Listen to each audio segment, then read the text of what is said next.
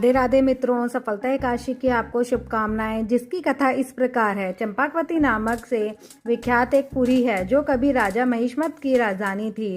राशि महिष्मत के 5 पुत्र थे। उनमें से जो श्रेष्ठ था वह सदा पापक्रम में ही लगा रहता था।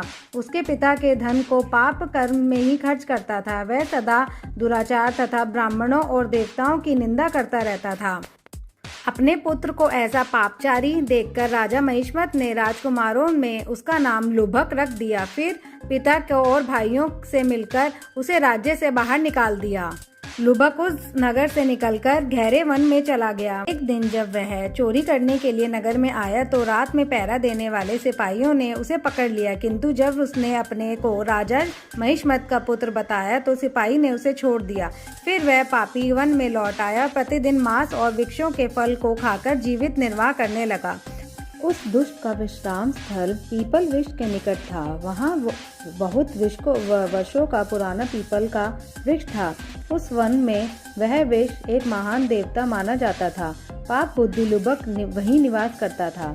बहुत दिनों के पश्चात एक दिन किसी संचित पुण्य के प्रभाव से उसके द्वारा एकादशी के व्रत का पालन हो गया। पौष मास के कृष्ण पक्ष की दशमी के दिन पापी लुभक ने वृक्ष के फल खाए और वस्त्रहीन होने के कारण रात भर जाड़े में ही कष्ट भोगा। उस समय ना तो उसे नींद आई और ना ही आराम मिला। वह निष्प्राण सा हो गया था। सूर्य उदय होने पर भी वह पापी को होश नहीं आया। सफलता एकादशी के दिन भी लुभक बेहोश पड़ा रहा। दोपहर होने पर उसे संचेत प्राप्त हुआ। फिर इधर उधर दृष्टि डालकर वह आसन से उठा और लड़खड़ाने लगा। पैरों से बार बार लड़खड़ाते हुए वन के भीतर गया। वहाँ भूख से दुर्बल और पीड़ित हो गया। राजन, उस समय लुभक बहुत से फल लेकर जो ही विश्राम स्थल पर लौटा त्यों ही सूर्य देव अस्त हो गए। तब उसने वृक्ष की जड़ में बहुत से फल निवेदन करते हुए कहा, इन फलों को लक्ष्मीपति भगवान श्री विष्णु संतुष्ट हों। यूं कहकर लुभक ने रात भर नींद नहीं आई।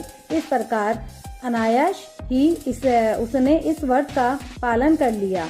उस समय सहज आकाशवाणी हुई, राजकुमार, तुम सफलता एकादशी के प्रसाद से राज्य और पुत्र प्राप्त करोगे। बहुत अच्छा कहकर उसने वह वरदान स्वीकार किया। इसके बाद उसका रूप दिव्य हो गया। तब से उसकी उत्तम बुद्धि भगवान श्री विष्णु के भजन में लग गई। दिव्य आभूषणों और शोभा से संपन्न होकर उसने अकट राज्य प्राप्त किया और 15 वर्ष तक उसका संचालन करता रहा।